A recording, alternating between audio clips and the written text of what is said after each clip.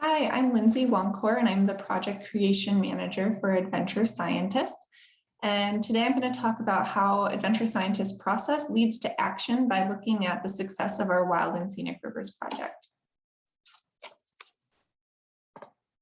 Adventure Scientists is a nonprofit based in Bozeman, Montana, and we partner with scientific researchers to help them design, build, and manage community science projects.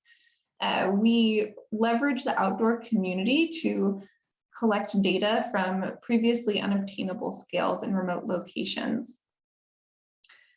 We have done over 130 projects in our 10-year history, including a global microplastics initiative where we had thousands of volunteers collect thousands of samples from marine and freshwater ecosystems, which led to what we believe is the largest data set on microplastics available. By leveraging the outdoor community to collect data, we're able to overcome financial and physical barriers to collecting at scale.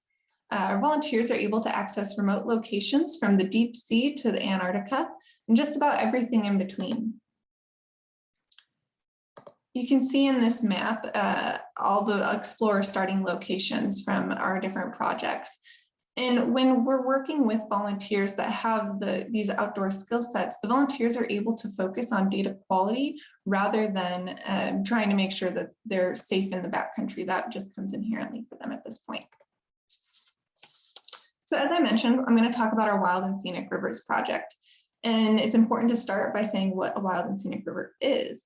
It's a free-flowing river that has been designated by Congress for its outstanding recreational, natural, and cultural value. They are managed by state agencies, and though they're viewed as crown jewels of our river systems, there's very little that we actually know about their water quality. So more than 80% of these Wild and Scenic River miles don't meet water quality standards or have little to no water quality information available. There has never been a comprehensive effort to assess all Wild and Scenic River water quality. This is a huge data gap that needs to be filled for state agencies to meet the Clean Water Act and to manage and restore the chemical, biological, and physical integrity of this resource. Having this data gap filled will also help agencies direct their limited resources appropriately and establish baseline data so that they know how to move forward. In 2018, the Wild and Scenic River Interagency Coordinating Council convened and had this major call for action to start filling this data gap. So in 2019, Adventure Scientists partnered with the Forest Service, the Park Service, and the Bureau of Land Management to begin a design and feasibility assessment to see what it would take to actually collect water quality information across this expansive system. We worked with the EPA to build relationship with the state agencies that would be managing. And in that process, we developed a CWAP and protocols to collect water quality data across the system. We started collections in June of 2020. So in this map, you can see just how expansive this system is. It's 13,000 river miles over in 226 rivers. The unassessed rivers are in red, unknown water quality is in orange, and impaired is in black. And so you can see that is a significant portion of the rivers that are protected. The goal of this project is to survey all of the red and orange rivers, as well as priority segments based on their impairment and other partner priorities. Volunteers are sampling every 13 miles, and every river is being sampled a minimum of 2 times over the life of the project, which goes until 2023. To collect across this vast of a system, we need a lot of volunteers, and it's important that quality assurance is built in throughout that system. We want to make sure that we're providing our partners with data that they can actually use, and it's not only an educational experience for people in the field. So in order to get mass amounts of folks going out to these rivers, we targeted our recruiting to the rafting and guiding communities. We then screened our volunteers to make sure that they had the skills necessary to access these locations. And then they went through an intensive online training that we built with built-in quality assurance, quality control checks, including quizzes, background information, and videos to show exactly what they would be doing in the field. When they're in the field, they collect the data using customized applications with additional QA/QC checks. You can see here on the right, the self-assessment question. This is an example of what they might go through. So making sure that they are rinsing the bottle and cap 3 times and that we're not contaminating the samples. So volunteers are trained to use field probes and conduct grab samples, as well as do habitat assessments. And that includes in certain locations doing some monitoring for invasive species. The collections range from measuring the pH to collecting for major cations, including volunteers collecting dupes and field blanks. The chemical and physical samples are collected in situ, whereas the water samples get sent to the Rocky Mountain Research Station and Biogeochemistry Lab in Colorado. We keep track of our volunteers' overall progress on our live dashboard, which will take 1 second to load.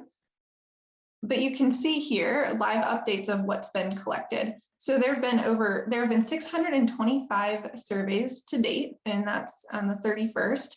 And we've collected on 110 rivers out of the 226 total, and this is 14 months into the project. So we're doing really great at meeting all of our goals. And we've had 131 volunteer teams out collecting. And that's not to mention the over 400 volunteers that are on our wait list. So we've had 585 field probe samples done, as well as 116 grab samples. I want to take a minute and actually look at Alaska, because most of the rivers in Alaska are unknown or unassessed, and with a few that have been designated as impaired. And so we have been doing a very hard push this year to get recruiting and volunteers in the field in Alaska. And to date, we have had 37 locations sampled.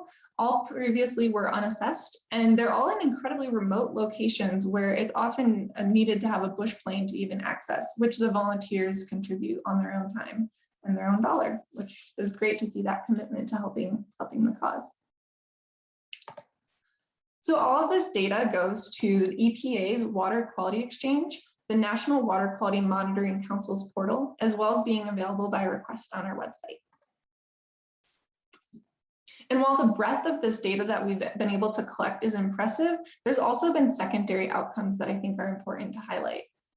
This has been a call to look at the priorities of the federal agencies and how their communication with the state agencies are lining up. So every spring moving forward, we're having calls in partnership with federal and state agencies to talk about what the needs are for sampling efforts moving forward into the next field season.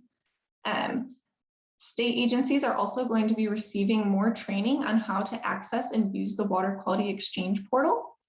And we're going to be developing a partner webpage that should launch this October that will just have more information for partners to better understand what else is going on with access to these dashboards and the protocols and the plot.